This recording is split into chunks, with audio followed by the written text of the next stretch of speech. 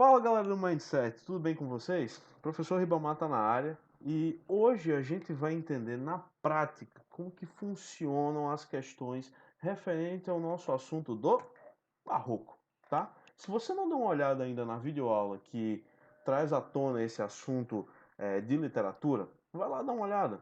Dá um conferido nas características, nas obras, quem foram os autores, porque eu acredito que vai te ajudar em 100%, né, a resolver as questões que o Enem e outros vestibulares têm como intenção de trazer para os concursos da melhor forma possível.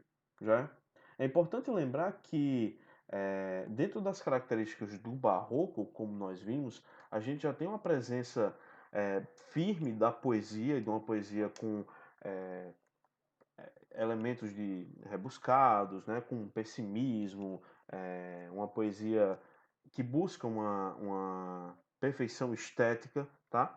E eu trouxe aqui dois exemplos de questão que vão traduzir mais ou menos quais são essas intenções do poeta e do eu lírico, tá? A gente já entende aqui, antes de começar a leitura, que esse se trata de um poema de Gregório de Matos. Então, já temos que ficar atentos, principalmente às características do barroco, uma vez que elas devem vir a se apresentar ao longo do texto, tá? O texto se chama A Instabilidade das Coisas do Mundo, é dedicado a isso, né? E aí, vamos dar uma olhada no que o eu lírico tem a nos dizer? Nasce o sol e não dura mais que um dia. Depois da luz se segue a noite escura. Em tristes sombras morre a formosura, em contínuas tristezas a alegria. Porém, se acaba o sol, por que nascia? Se formosa a luz é, por que não dura? Como a beleza assim se transfigura, como o gosto da pena assim se fia. Mas no sol e na luz falte a firmeza, na formosura não se dê constância, e na alegria sinta-se tristeza. Começa o mudo, enfim, pela ignorância, e tem qualquer dos bens por natureza, a firmeza somente na inconstância. Olha só, ele faz uma síntese bem interessante aqui no final do poema, né, sobre todos os elementos, esses substantivos abstratos que aparecem com grande frequência no texto. E sim, se trata de uma poesia e a gente pode identificar tanto na disposição dos versos como nas rimas, ó, dia, alegria, escura, formosura, tá?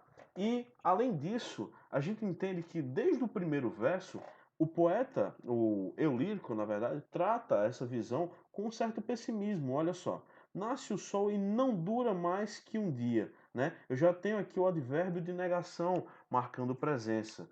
Depois da luz se segue a noite escura. Olha só, a gente tem aqui já figuras de linguagem se traduzindo aqui, noite escura, né? Aquela obviedade e tal. Em tristes sombras morre a formosura e em contínuas tristezas a alegria. A gente já começa a entender aqui um jogo tanto de ideias como de palavras. Você lembra lá do cultismo e do conceptismo?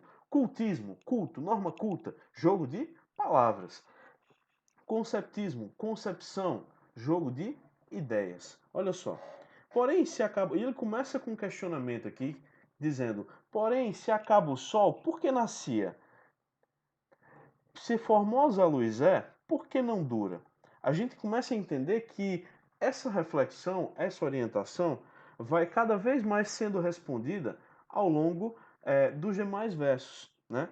E a presença das antíteses aqui, dos paradoxos, sim, figuras de linguagem marcante que vão estabelecer a relação de dicotomia, né? De dualidade, antítese, eita,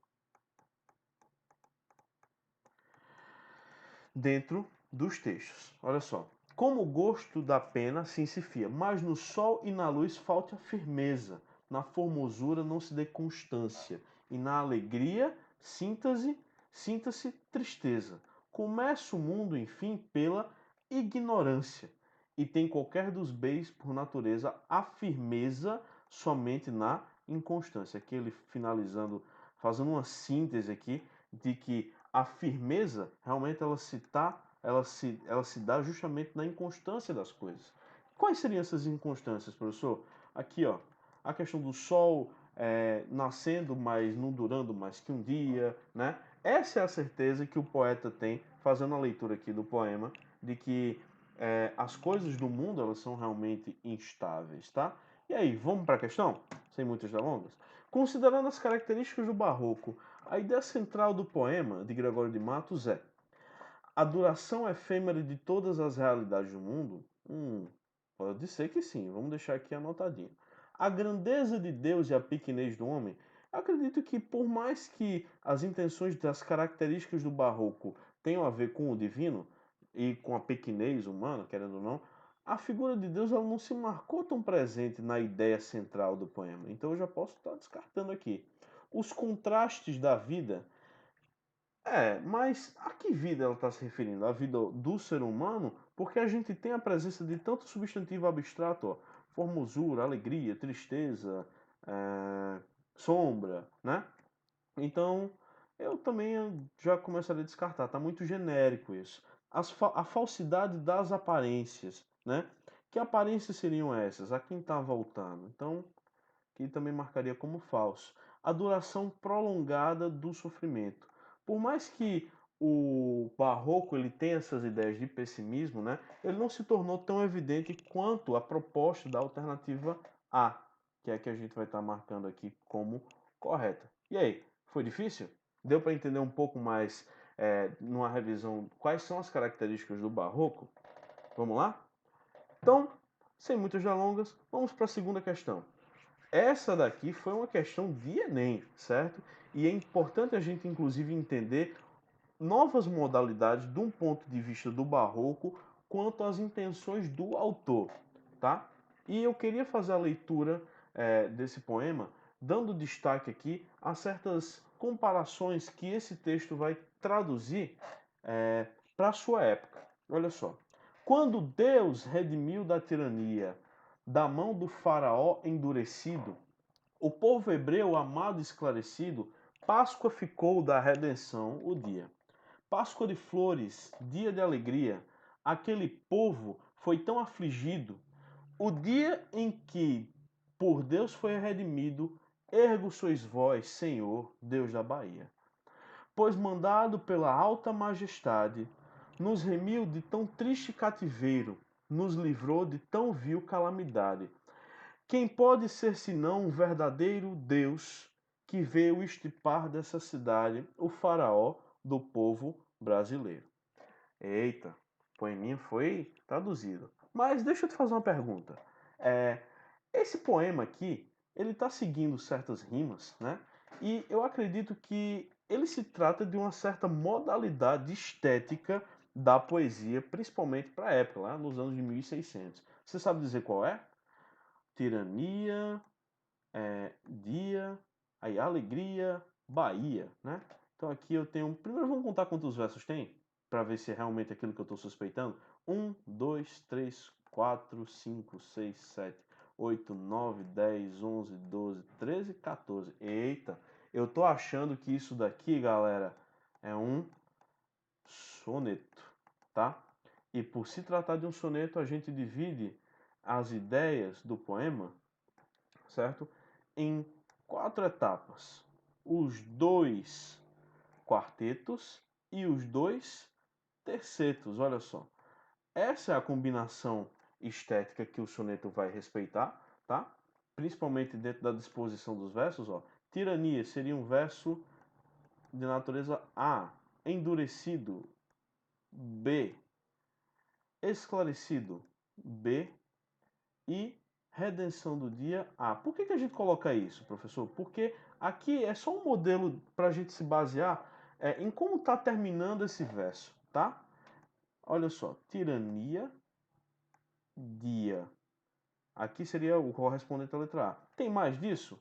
Vamos dar uma olhada? Então, alegria, eu tenho aqui respeitando uma estética de A. Afligido, como esclarecido, endurecido, B.